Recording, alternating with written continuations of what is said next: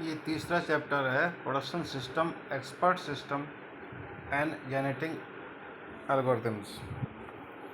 इसमें production system पढ़ा जाएगा, इन्फ्लुएंस मैकेनिज्म पढ़ी जाएगी प्रोडक्शन सिस्टम की, और प्रोडक्शन सिस्टम के कितने प्रकार हैं, एक्सपर्ट सिस्टम क्या है, और जेनेटिक एल्गोरिथम्स के बारे में। ठीक है, फिर जेनेटिक एल्गोरिथम्स की ट्रेडिशनल टेक्निक्स के साथ कंपैरिजन भी की जाएगी। तो प्रोडक्शन सिस्टम क्या है? आर्टिफिशियल इंटेलिजेंस में नॉलेज को प्रस्तुत करने के लिए और रीजनिंग को संपादित करने के लिए एक फंडामेंटल कंसेप्ट है ये। ठीक है, ये क्या है? रूल बेस्ड सिस्टम्स हैं। ये रूल बेस्ड सिस्टम है जो कि सेट ऑफ रूल्स से बने होते हैं, वर्किंग मेमोरीज भी शामिल होती हैं इसमें, और कंट्रोल मैकेनिज्म होता है इसमें शामिल। ठीक है, इन चीज़ों से ये बने होते हैं। कौन? Production system. ठीक है, ये फंडामेंटल कंसेप्ट है किसके लिए? नॉलेज को प्रस्तुत करने के लिए और रीजनिंग को संपादित करने के लिए।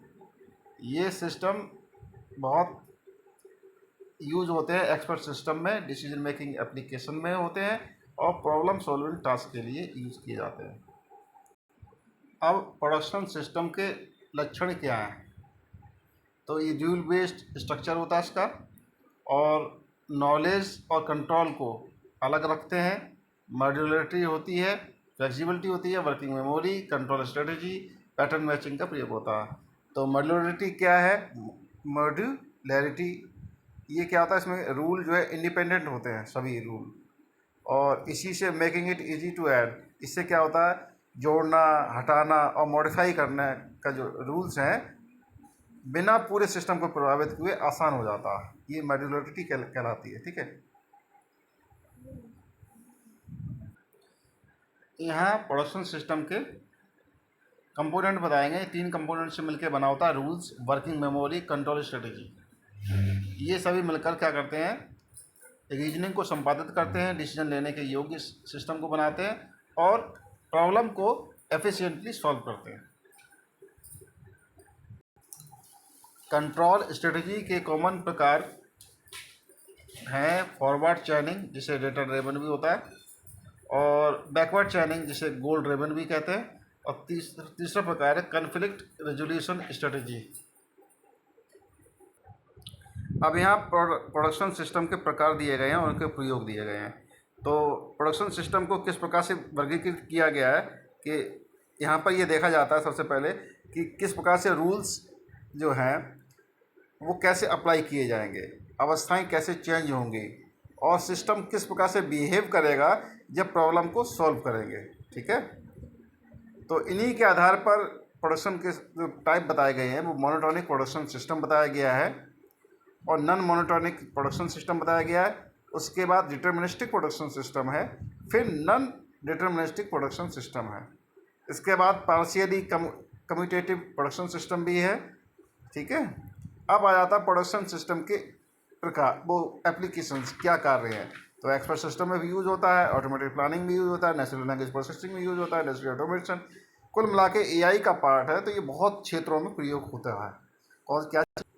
Production system. ओके, अब प्रोडक्शन सिस्टम में इन्फ्लुएंस मैकेनिज्म क्या होता है?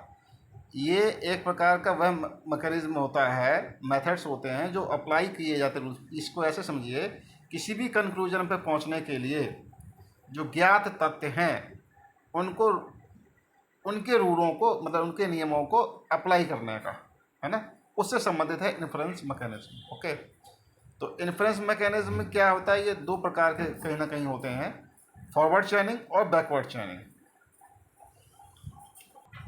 यहाँ पर फॉरवर्ड चैनिंग के एडवांटेजेस, लाभ और हानियाँ दी गई हैं। ठीक है, लिमिटेशंस दी गई हैं, सॉरी, और प्रयोग क्या है फॉरवर्ड चैनिंग के, ये भी दिया गया है। ठीक है, इसी प्रकार से यहाँ बैकवर्ड चैनिंग के लिमिटेशंस, लाभ दिए गए हैं। ठीक है, और लक्षण दिए गए हैं।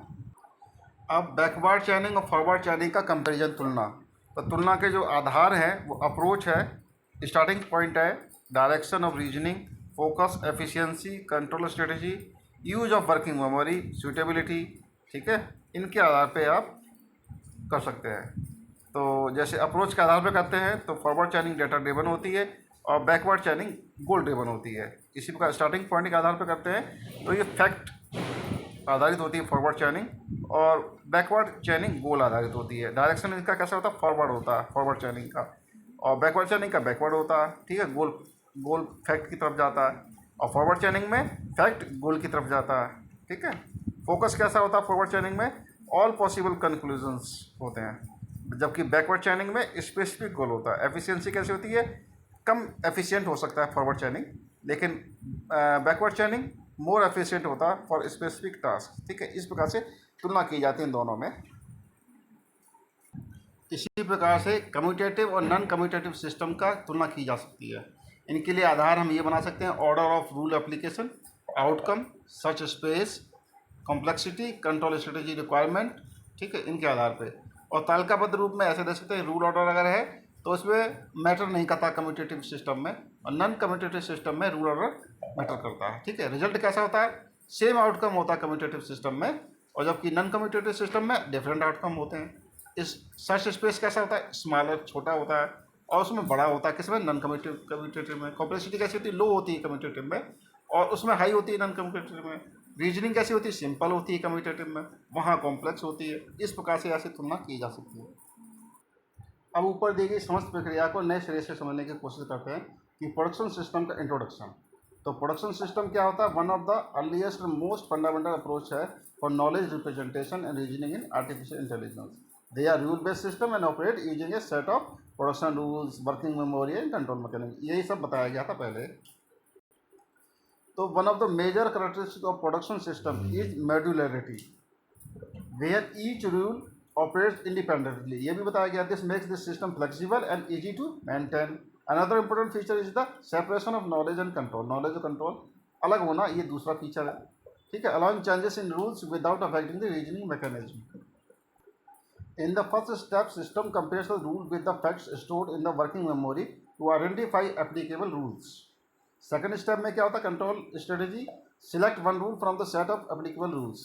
This selection is based on conflict resolution strategies, which ensure that the most appropriate rule is chosen. Final step में selected rule है वो execute हो जाता है, and the working memory is updated with new fact. This process continues iteratively until no more rules can be applied or the goal state is reached. Production system consists of three primary components: production rule, working memory and control strategy. ये पहले बताया जा चुका है इसमें। Production rules are fundamental building blocks of production system. ठीक है, these rules are modular and independent, allowing easy modification and extension. Working memory is a dynamic storage area that holds the current facts, data and intermediate results during problem solving. As rules are executed, the working memory is updated by adding, modifying or removing facts. Working memory plays a crucial role in rule matching, as it provides the data required to evaluate conditions. Control strategies determine the order in which rules are applied when multiple rules are applicable. Two major control strategies are forward chaining and backward chaining, बताया जा चुका है। Additional strategies क्या होती है, include करती हैं अपने आप में प्रायोरिटी बेस्ड सिलेक्शन को, specificity and recency. Components of production system interact in a cyclic manner to perform reasoning. The system begins by matching rules with facts in the working memory. The cycle continues until the goal is achieved or no more rules can be applied. The interaction ensures that the system operates logically and efficiently, enabling intelligent decision making. Common types include monotonic, non-monotonic, deterministic, non-deterministic production system. Each type has unique characteristics and is suited for specific problem domains. Monotonic production systems are those in which the application of a rule does not invalidate previously applied rules. Okay, these systems are simple and predictable because they do not require backtracking. Monotonic systems are suitable for problems where knowledge is cumulative, such as mathematical computations or logical derivations. Non-monotonic production systems allow the modification removal of facts from the working memory. These systems are more flexible and realistic.